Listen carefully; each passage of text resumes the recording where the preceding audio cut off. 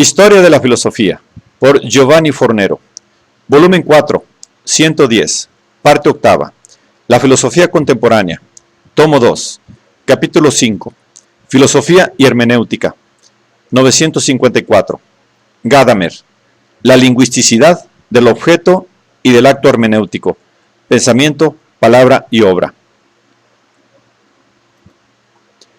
La tercera sección de verdad y método, de la hermenéutica a la ontología, el hilo conductor del lenguaje, está dedicada al estudio del lenguaje, a través de un itinerario que va desde la puesta a la luz de la lingüisticidad esencial del fenómeno hermenéutico a la delineación de una ontología centrada en el lenguaje como modo de ser en general.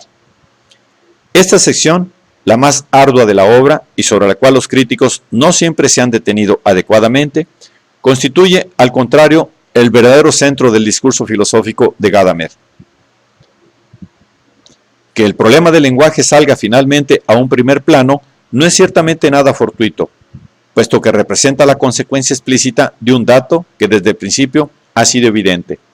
Esto es, que todos los caracteres de la experiencia hermenéutica examinados sucesivamente viven y son posibles solo en virtud del lenguaje y en el lenguaje.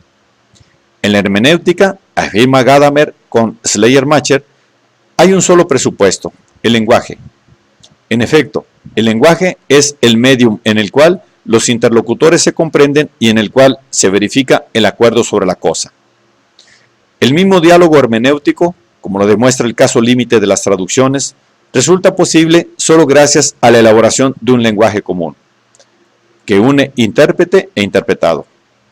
Por lo demás, ya al final de la sección anterior, Gadamer había observado que la fusión de horizontes que se sucede en la comprensión es obra específica del lenguaje. Esta tesis de la lingüisticidad esencial e ineliminable del comprender, el lenguaje es el medio universal en el cual se efectúa la comprensión misma y de la interpretación, puesto que el modo de efectuarse la comprensión en la interpretación toma cuerpo en la demostración de la lingüisticidad constitutiva del objeto hermenéutico y del acto hermenéutico. Según Gadamer, la esencia de la transmisión histórica que forma el objeto hermenéutico por excelencia es algo lingüístico, puesto que aquello que es transmitido en el lenguaje posee, respecto a cualquier otro tipo de transmisión histórica, una peculiar situación de privilegio. En efecto, aquello que se nos presenta en la tradición en palabras no es un simple resto, sino algo que nos es transmitido, confiado, o sea, algo que nos viene comunicado, sea en la forma de transmisión directa, en la cual viven el mito, los usos y las costumbres de un pueblo, sea en la forma de la transmisión escrita, cuyos signos están en función de cada lector al que le sea posible leerlos. Sin embargo, mientras la tradición oral mezcla las noticias del pasado y del presente, la tradición escrita tiene la capacidad de reflejar más fácilmente el mundo histórico que lo ha producido. Tanto más cuanto una tradición escrita no nos hace reconocer solo algo particular, sino que nos hace presente una entera humanidad histórica con su relación general con el mundo, hasta el punto de que nuestra comprensión del pasado se hace particularmente incierta y fragmentada cuando de una determinada civilización no poseemos documentos lingüísticos, sino solo monumentos mudos. Un conjunto tal de noticias del pasado que no lo llamamos ni siquiera historia. Además, el escrito comunica un significado y por lo tanto un mensaje, que no solo es independiente de cualquier aspecto emocional de la expresión y de la comunicación directa, sino que tiene la capacidad de trascender su propio tiempo para hacerse contemporáneo de cualquier presente. En cuanto a aquello que está fijado por escrito, se ha levantado, por así decir, delante de los ojos de todos en una esfera superior de sentido, de la cual cualquiera puede participar con la sola condición de saber leer. En virtud de esas propiedades, el escrito realiza, más que cualquier otra expresión del espíritu, aquella continuidad de la memoria y aquel deseo de permanencia y de duración con los cuales Hegel hacía coincidir el inicio de la historia. Es, pues, frente a los textos escritos, donde se sitúa la auténtica tarea hermenéutica.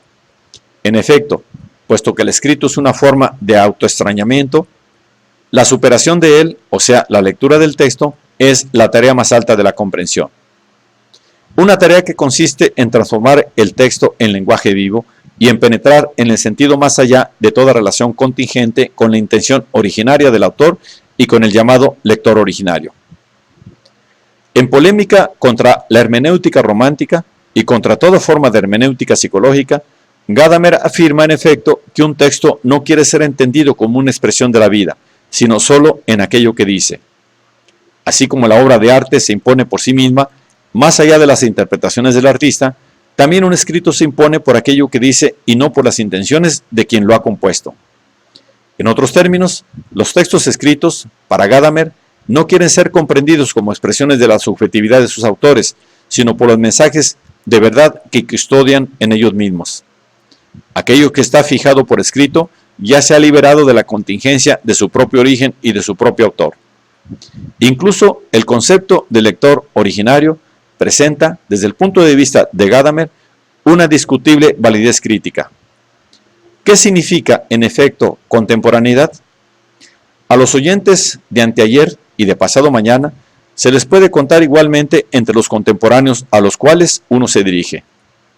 ¿Dónde se deberá fijar el límite temporal que separa los destinatarios originales de los otros? ¿Quiénes son los contemporáneos? ¿Y qué es la pretensión de verdad de un texto respecto a este vario mezclarse del ayer y del mañana?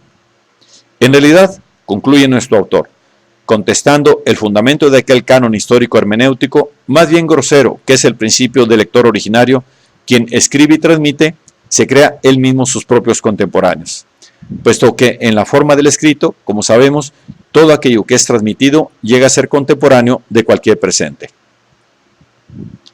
Según Gadamer, la lingüisticidad no es solo una característica del objeto hermenéutico. En efecto, como se ha visto, Gadamer vuelve varias veces sobre este punto. La interpretación puede producirse solo mediante una fusión entre el lenguaje del texto y el lenguaje del intérprete, a la luz de un lenguaje común. En consecuencia, el acto hermenéutico se desenvuelve en el ámbito de un trenzado estructural entre comprensión, interpretación y lenguaje, puesto que comprender algo quiere decir interpretarlo, e interpretarlo significa articularlo en palabras. La interpretación en forma lingüística es la forma de toda interpretación en general. Esta preeminencia fundamental del lenguaje no es desmentida ni siquiera allá donde las palabras parecen incapaces de expresar aquello que sentimos interiormente.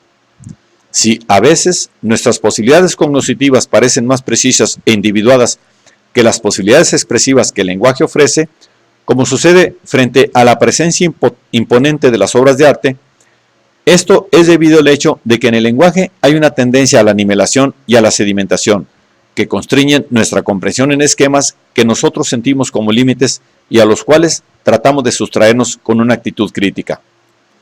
Pero la crítica que nosotros ejercemos en relación con el esquematismo de las formulaciones lingüísticas no se dirige a las convenciones de la expresión lingüística en cuanto tal, sino a las opiniones convencionales que han cristalizado en el lenguaje.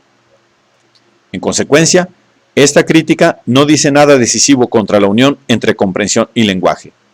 Al contrario, ella misma confirma esta unión, puesto que toda crítica al lenguaje está obligada, a su vez, a realizarse en forma lingüística. En síntesis, el lenguaje siempre está más allá de toda crítica de sus límites, y su universalidad va pareja con la universalidad de la razón.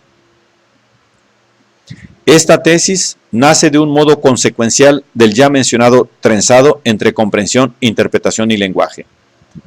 En efecto, si toda comprensión está en una esencial relación de equivalencia con su posible interpretación, y si, por otra parte, la comprensión no tiene fundamentalmente límites, es necesario que también el lenguaje dentro del cual la interpretación se formula tenga en sí una infinidad capaz de sobrepasar todos los límites. La evidenciación de la lingüisticidad del acto interpretativo y de la universalidad del lenguaje introduce a Gadamer en el problema de la relación entre pensamiento y palabra y entre palabra y cosa, que él hace emerger de una reseña histórica del concepto del lenguaje en el ámbito del pensamiento occidental. Una reseña que se concreta, de hecho, en una recuperación crítica del pensamiento griego y por lo que concierne al nexo palabra-cosa y del pensamiento medieval por lo que se refiere a la relación pensamiento-lenguaje. Tomando en examen el cratilo platónico, texto fundamental de la reflexión griega sobre el lenguaje, Gadamer, después de una ilustración histórica y analítica de las diferentes alternativas de la filosofía del lenguaje presentes en dicha obra, llega a su tesis teórica de fondo, sobre la cual la palabra es siempre significado, queriendo decir, con esta expresión, que no existe en principio una experiencia sin palabras, que en un segundo momento se subordinaría al lenguaje, concebido a la manera de simple foné, o sea, una manifestación exterior de una experiencia interior originaria. Es, en cambio, constitutivo de la experiencia misma buscar y encontrar las palabras que sepan expresarlo. Se busca la palabra justa, o sea, la palabra que es apropiada verdaderamente a la cosa, de modo que la cosa misma se exprese en ella. Incluso, si excluimos explícitamente que esto indique una simple relación de reproducción imitativa, sigue siendo verdad que la palabra pertenece de algún modo a la cosa misma, y no es algo como un signo accidental ligado exteriormente a la cosa. En otros términos, la experiencia humana está siempre estructurada lingüísticamente, en cuanto la forma del concepto de la cosa, la búsqueda de la palabra justa para una cierta experiencia, no son esfuerzos por registrar experiencias ya hechas, por fijarlas o comunicarlas, sino que constituyen la experiencia misma. Tanto es así, advierte Gadamer, que no hay cosa donde no hay lenguaje. La filosofía griega, según Gadamer, se mostró, por lo general, alejada de esta conciencia de la indisoluble unidad de palabra y cosa, puesto que siguió oscilando entre una concepción del lenguaje como imagen de la realidad y una concepción del lenguaje como signo convencional, presuponiendo, en todo caso, la abstracta y falsa idea de un conocimiento prelingüístico del mundo, del cual los nombres serían solamente imágenes o signos añadidos en un segundo momento, como si fuera posible para el hombre tener experiencia de una realidad cualquiera antes de expresarla con palabras. El lenguaje no está delante de nosotros como un instrumento al cual nosotros recorrimos. Ambas interpretaciones de la palabra suponen las palabras como ya existentes y las cosas como ya conocidas. Parten, pues, demasiado tarde.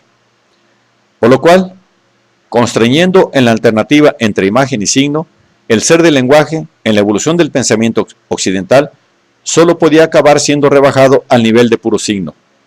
Tanto es así que la crítica de la exactitud de los nombres llevada a cabo en el Cratilo representa ya el primer paso en una dirección al término de la cual está la moderna teoría instrumentalística del lenguaje y el ideal de un sistema simbólico de la razón. Según Gadamer, el hecho de que la filosofía griega, a pesar de alguna indicación platónica y aristotélica, haya sido tan reacia a tener en cuenta la indivisible conexión entre hablar y pensar, entre palabra y cosa, deriva de la necesidad, por parte de la naciente especulación filosófica, de defenderse de la estrecha unión entre palabra y cosa y en la cual el hombre hablante vive originariamente. En efecto, el dominio ejercido sobre el pensamiento por parte de este lenguaje, el más hablable de todos, Nietzsche, era tan grande que la filosofía tenía que poner todo su esfuerzo para liberarse de él, combatiendo en los nombres un elemento de confusión y de desviación cognoscitiva. Aunque el pensamiento griego no haya penetrado adecuadamente en la esencia del lenguaje, también es verdad, según Gadamer, que el olvido de dicha esencia que se observa en el pensamiento occidental no debe considerarse absoluto, puesto que el cristianismo, en virtud de su doctrina de la encarnación y del misterio trinitario, ha conseguido pensar, aunque sea de un modo indirecto y analógico, el enigma del lenguaje en su estrecha relación con el pensamiento.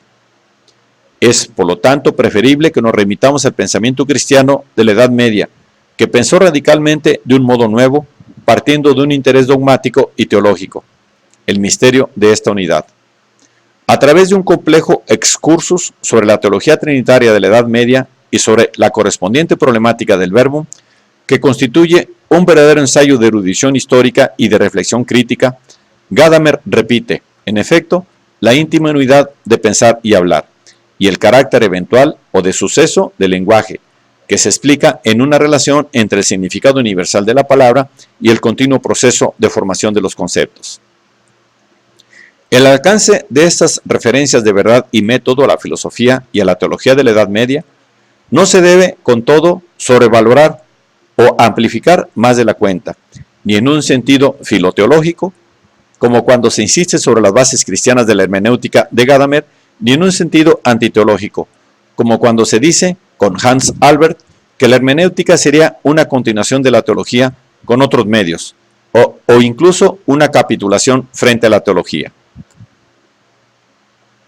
Por ejemplo, en Hombre y lenguaje, redimensionando su presunto medievalismo, Gadamer proclama explícitamente que en el pensamiento filosófico occidental no se ha comprendido de ningún modo el alcance esencial del lenguaje.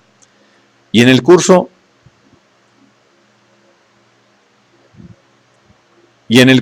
a propósito de las críticas de Albert sobre el carácter teológico de la hermenéutica, ha respuesto secamente: son afirmaciones emocionales contra un teólogo, cosa que yo no soy.